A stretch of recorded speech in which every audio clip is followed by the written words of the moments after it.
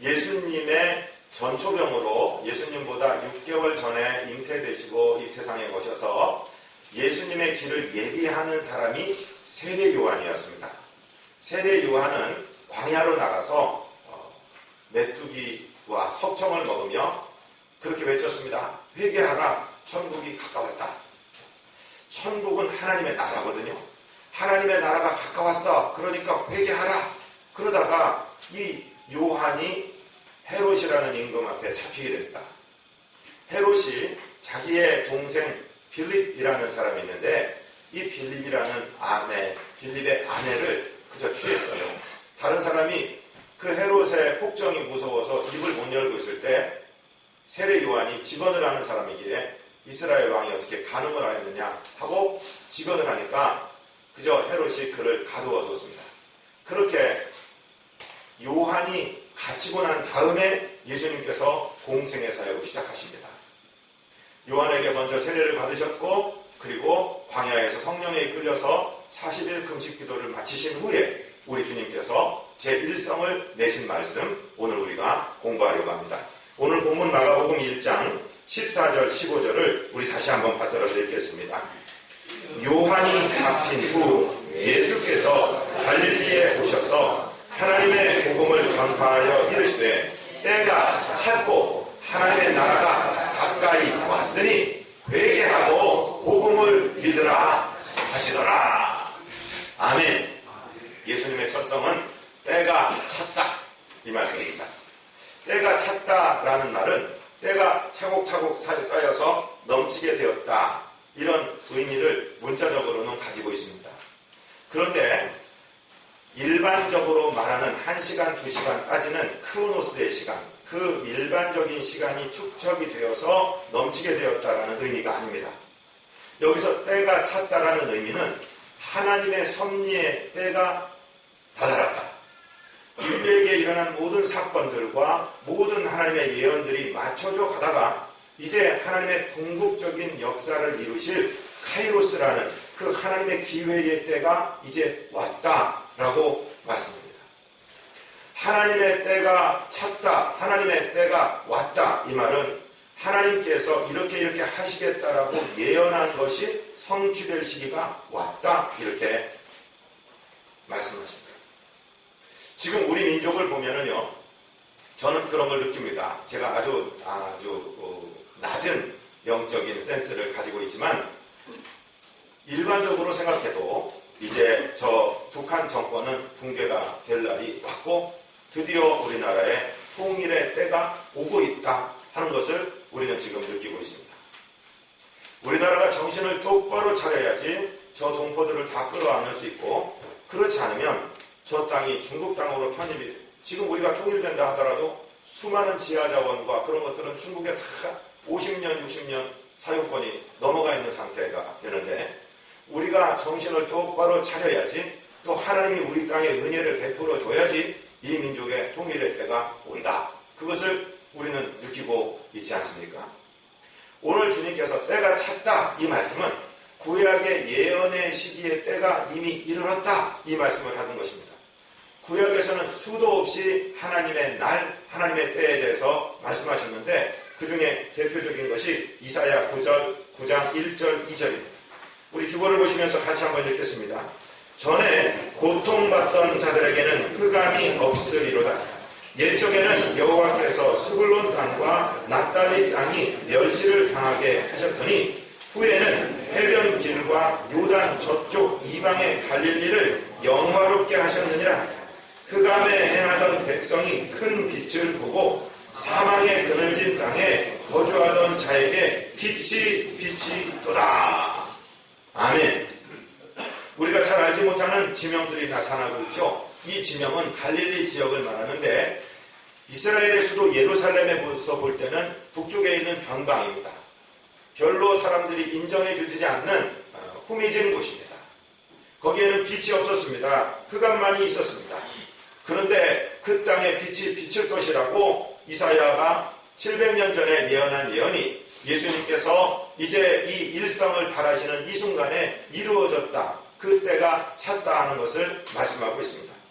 흑암에 행하던 백성에게 큰 빛이 나타나고 사망의 그늘진 땅에 거주하던 자에게 빛이 비쳤다. 주님이 가는 곳에는, 빛 대신 주님이 가는 곳에는 생명과 회복과 부흥의 역사가 반드시 일어나게 되어 있습니다. 그건 세계의 역사가 입증을 해주고 있습니다. 어느 민족이든지 예수 그리스도의 복음이 들어가는 순간에 흑암이 끝나고 새 빛이 비춰지는 줄로 믿습니다. 우리 민족이 유구한 역사와 전통, 5,000년의 역사, 자랑할 것 참 많습니다. 지혜로운 것 많습니다. 그러나 매우 눌려 있었습니다. 중국으로부터, 저 외놈이라고 하는 일본 사람으로부터 많은 고통과 고난을 받았습니다. 예수 그리스도의 복음이 들어오고 나서 이 땅에는 생명의 빛이 비추기 시작했습니다. 학교가 생기고 병원이 생기고 교회가 생기고 갖가지 아름다운 제도들이 생기고 교육이 일어나고 이 땅은 오늘 세계에서 11번째, 12번째 잘 사는 나라고 모든 사람들이 주목하는 한민족의 시대가 우리에게 온 줄로 믿습니다.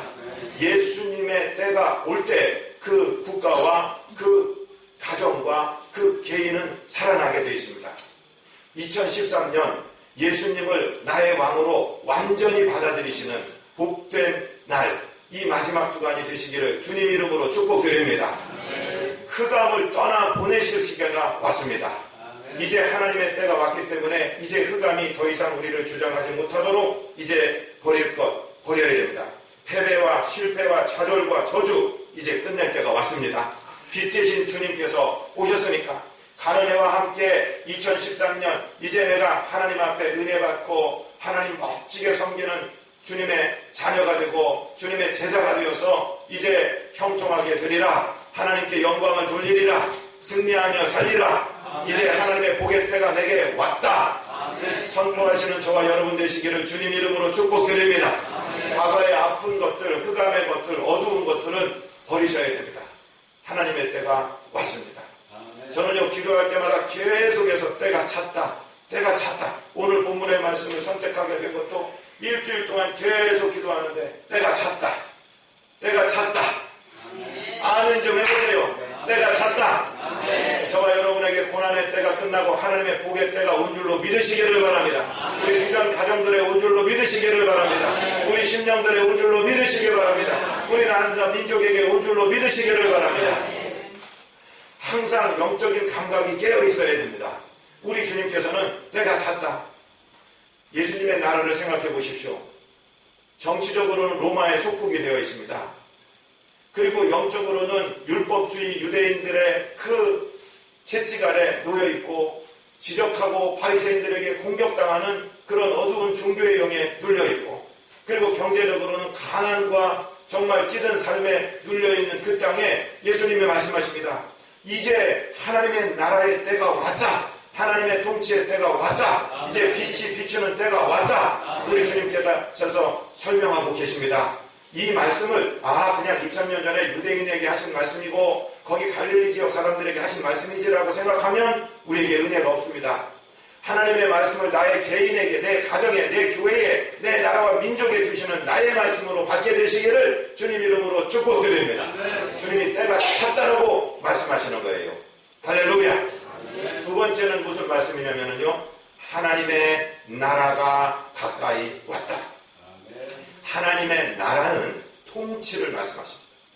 하나님이 다스리시는 나라. 여태까지는 흑암이 지배했어요.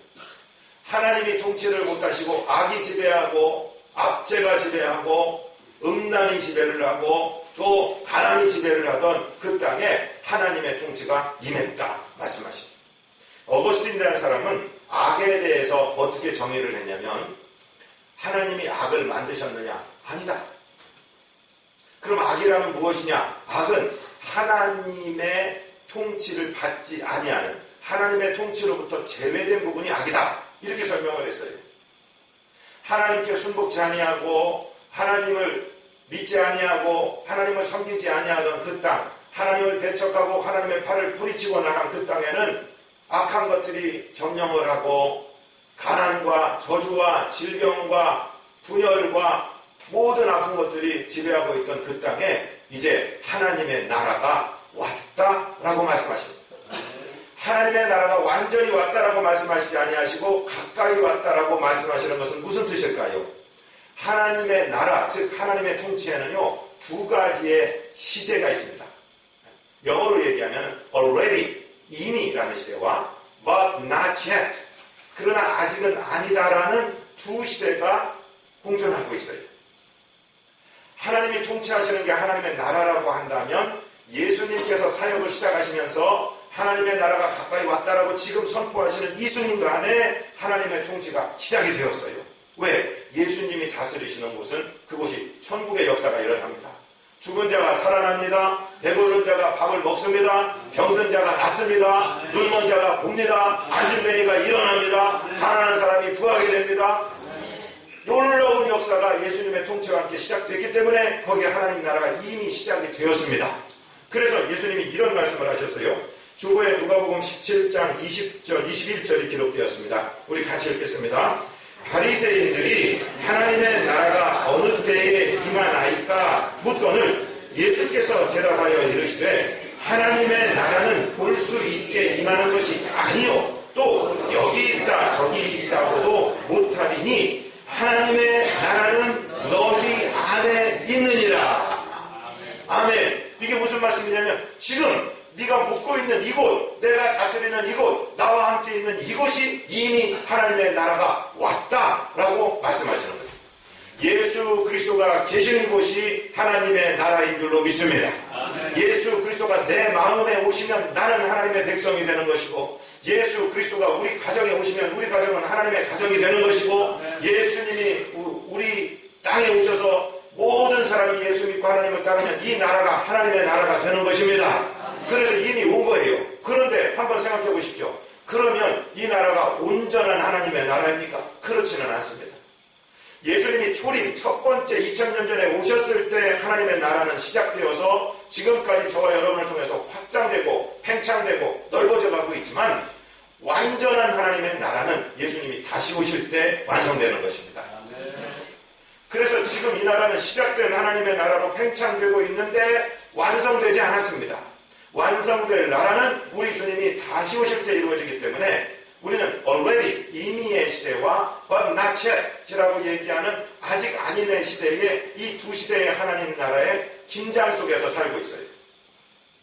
그러니까 지금 이 땅은 주님이 통치하시는 영역도 있고 주님의 통치를 거부하는 영역도 있고, 이 영역은 두 사이에 아주 팽팽한 긴장을 이루고 달려가는데 저와 여러분이 그 선봉에 서 있다는 사실을 믿게 되시기를 바랍니다.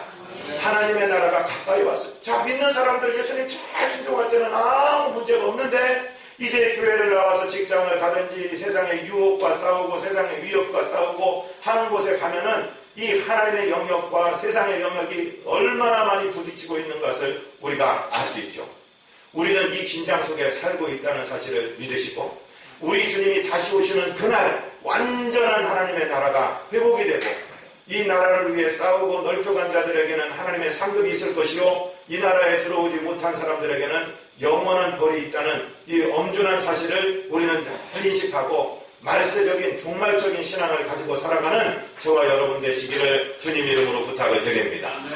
하나님의 때가 찼고 하나님의 나라가 가까이 왔을 때 제일 먼저 해야 되는 것은 무엇이냐? 주님 뭐라고 하십니까? 회개하고. 많은 분들이 얘기합니다. 또 어떤 목사님들은 회개, 십자가 그런 거 설교하지 마라, 성도들 안 보인다, 이렇게 얘기하는 분도 계세요. 그러면 예수님 말씀을 전하지 말라는 소리입니다. 회개만큼 좋은 건 없습니다. 설교 중에서도 회개하라는 설교보다 더 좋은 설교 없습니다. 믿게 되시기를 주의 이름으로 부탁을 드립니다. 회개는 참으로 복된 것입니다. 회개는 아무나 할 수 있는 것이 아니라 하나님이 감동을 주셨을 때 할 수 있는 것입니다. 회개는 은혜의 시작이요 은혜의 전부입니다. 회개하는 마음은 아주 복된 마음입니다. 하나님의 통치를 받기 위해서 반드시 해야 될 것이 회개하는 것입니다. 세상의 모든 때를 다 묻히고 모든 더러운 옷을 입고 하나님의 잔치에 참여할 수 없습니다. 세상의 더러운 옷을 벗어젖히고 하나님께서 입혀주시는 새로운 세마포로 갈아입는 것이 회개입니다. 회개는 우리의 노력으로가 아니라 우리가 주님 앞에 나아올 때 주님께서 우리